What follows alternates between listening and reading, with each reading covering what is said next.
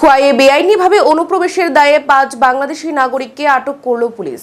রবিবার খোয়াইয়ের বাইজলবাড়ি ফাঁড়ির পুলিশ বিশ্বস্ত সূত্রের খবর জানতে পারে যে আশরামবাড়ি আন্তর্জাতিক সীমান্ত দিয়ে বেআইনি অনুপ্রবেশকারী 5 বাংলাদেশি নাগরিক একটি গাড়ি ভাড়া করে সোনামুড়ার উদ্দেশ্যে যাচ্ছে।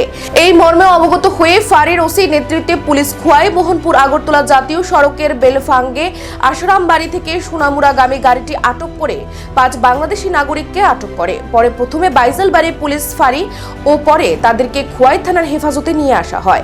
এদেরকে গ্রেফতার করেছে পুলিশ। সোমবার এদেরকে আদালতে তোলা হবে। ধৃতরা হলো বাবুল দাস বয়স 26, লিটন দাস বয়স 37, পঙ্কজ সরকার বয়স 22, নিকুল সরকার বয়স 18 ও রিপন দাস বয়স 26। এদের বাড়ি বাংলাদেশের সুনামগঞ্জ ও নেত্রকোনা জেলার বিভিন্ন এলাকায়। এদের কাছ থেকে বাংলাদেশের মুদ্রায় কিছু নগদ অর্থ উদ্ধার করে পুলিশ। থানায় এদের জোর জিজ্ঞাসাবাদ চালাচ্ছে পুলিশ।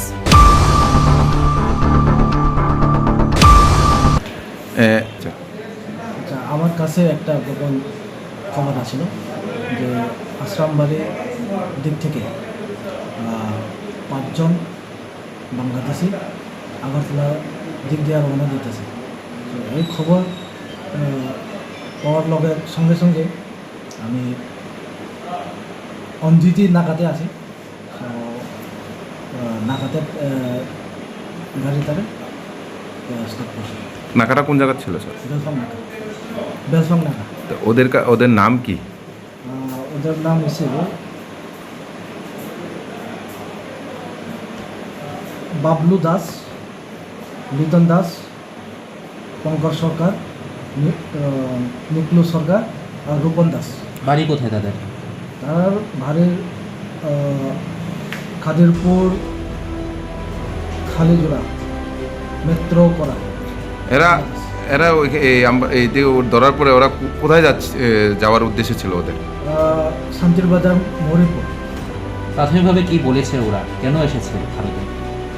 তারা এখন কিছু তো বলেনি, এখন ইনভেস্টিগেশন চলছে। তো ওদের কাছ থেকে কোনো কিছু পেয়েছেন?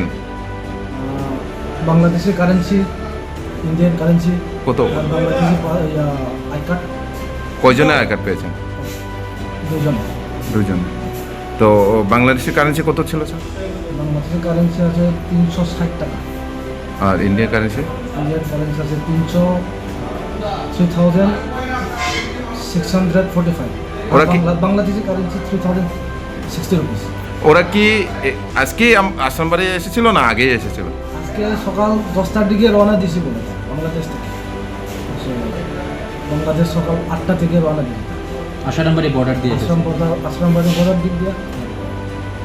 এখন কি আপনারা খোয়াই থানার হাতে হ্যান্ড ওভার করেছেন? হয়তো হ্যান্ড ওভার করেছি। Thank you.